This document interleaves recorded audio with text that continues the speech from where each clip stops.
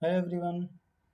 In the last video, we talked about the vanishing gradient and exploding gradient, and we talked about the normalization. Now, in this video, we will focus on batch-wise training, or you can say part of training data and update it quickly, right? Then we'll focus on how we'll boost up our training process so that we will have the convergence points much faster. So let's look into the detail.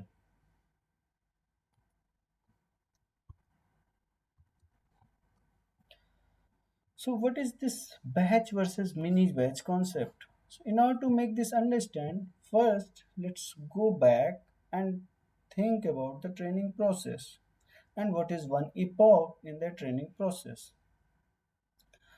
So when we say one epoch, it means we are saying we will feed all the M data samples to the model, we'll calculate the cost, and then we'll update the weight once.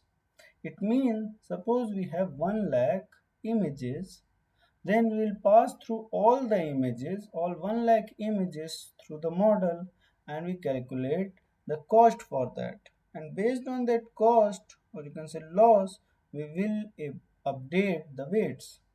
Now, we have to wait for a very longer time to one update in the weights.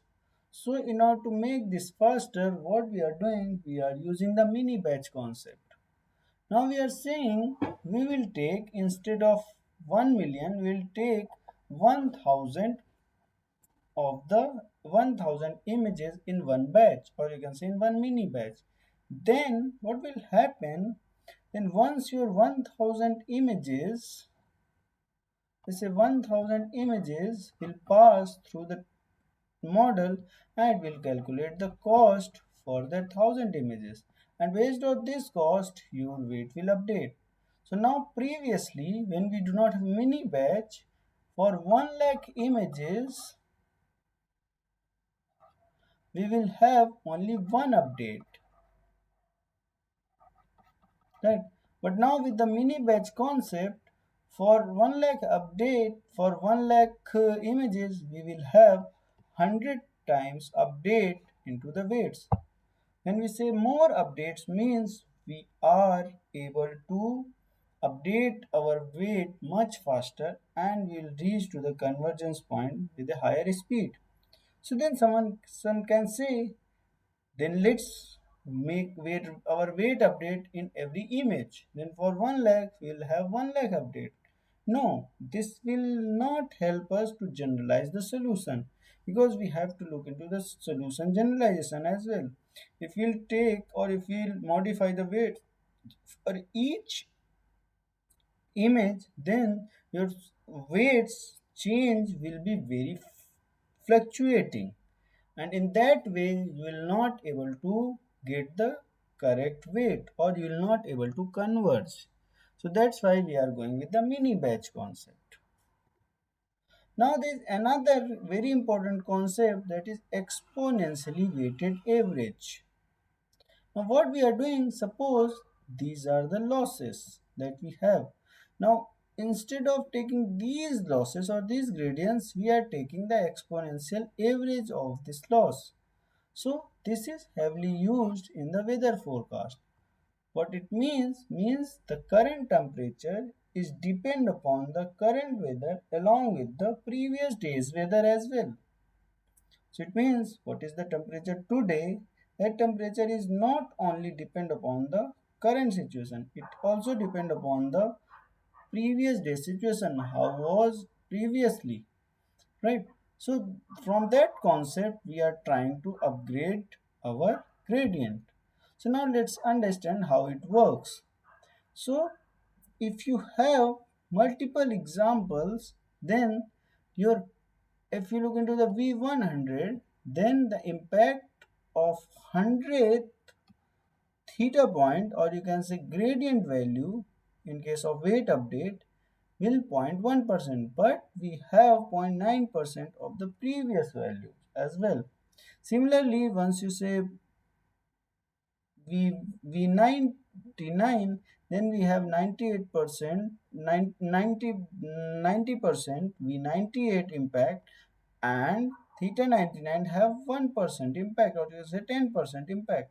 So if we generalize this formulation, you will get this formulation here. Now what this will do, it will try to generalize the concept. Now, while we are using the mini batch, we are taking only 1000 samples or n number of samples out of a bigger set of m. Now, how you will take care that you are not only focusing of n number of samples, you are focusing on the previous gradient as well. So with this exponentially weighted average, we can say in this formulation, let's say Vt equal to beta Vt minus 1 plus 1 minus beta theta t. So this theta t is for the current 1000 samples, or you can say n number of samples. But this Vt is from the previous 100 such thetas, right? So means the impact of current theta, or you can say current gradient, have only 10% impact, but the impact of previous 100, or you can say previous 99 theta also into the picture, so that your weight update will be more smoother. So let's look into this example. So in general, you can say at the V0 we'll have 0th value, then V1 will have beta into V0 plus 1 minus beta theta 1, and so on. In that way, you will have a longer trend in the picture. Getting? Now, this will help us to solve the problem of cold start as well, right? Now let's understand this with this diagram. Suppose you want to reach here. In in the previous case, what will happen? Your gradient, or you can say your weight update, will start from here, then go here, here, here, here, here, and zigzag motion. Because you are taking 1000 sample at a time, or you can say n number of sample at a time. Now, if we have exponentially weighted average, we will try to reach with much faster speed, and instead of zigzag, if you take the exponentially weighted average, you'll reach much faster. What exactly this means? It will try to converge with faster speed. This is the concept of momentum. So look into here in the term of your gradient value. So your VDW will be beta of VDW 1 minus beta of DW. Now once you will update the weight, your formulation will modify. Now instead of dW here, we will have V of dW. V of dW have previous dW impact along with the current dW impact. So in that way, we are not going with a zigzag way, we are going much smoother way, so that our algorithm will converge much faster. Right? So this will help us to accelerate in the right direction, or it will help us to achieve much faster speed, right? So this will also help us, instead of moving in the vertical direction, will directly move faster into the horizontal direction. Now there is another way, or you can say advanced method of momentum, that is RMSprop. So here, instead of taking, so you can say weight update is this one. So here there is a long mathematical formulation that we don't need to worry about.